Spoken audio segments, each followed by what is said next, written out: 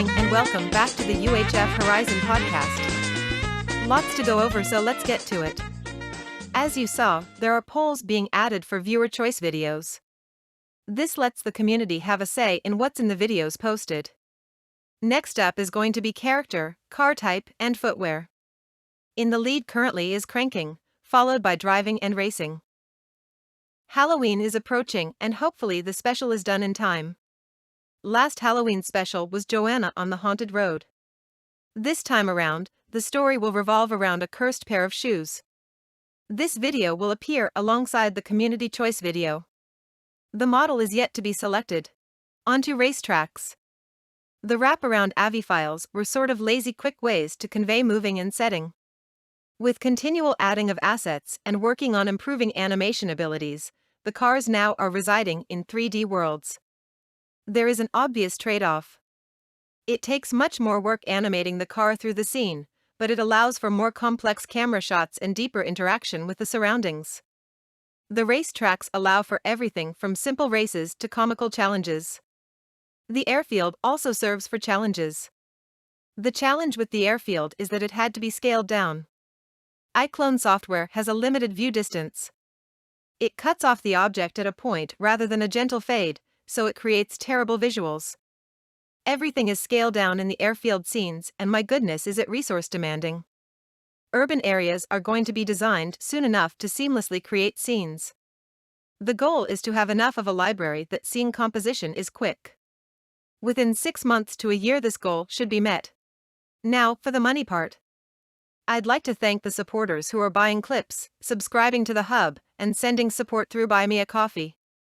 The ultimate goal is to have UHF Horizon be a full-time operation, and it's thanks to your generosity that this goal will one day be a reality. We feel it's important to let you know, the supporters, how this project operates. There are 2 computers for rendering and Diazin. One has a 24GB GPU, the other a 12GB. The smaller GPU is for character creation, scene creation, prop creation, and rendering moderate-sized scenes. The larger GPU is primarily scene composition and rendering. The goal is within 6 months to have at minimum a 12GB GPU i7 third PC in place. Ideally would be another 4090 or 3090 GPU in the interest of render speeds, but 12GB minimum. The third PC is a rebuilt i5 with an older 8GB GPU. The role for this one is acting as a local server with basic prop and scene construction. It is also used for exporting and importing various files. But ultimately, it is a server. Then finally in a laptop for working on smaller projects on the go. Basically building cars without textures. The texture work ends devouring resources. The laptop also is used for managing motion capture utilities. We'll share more on the motion capture solutions we're employing another time. So there is the infrastructure, now to the process. Usually characters are built on PC2, then transferred to PC1. PC1 is where the scene is compiled.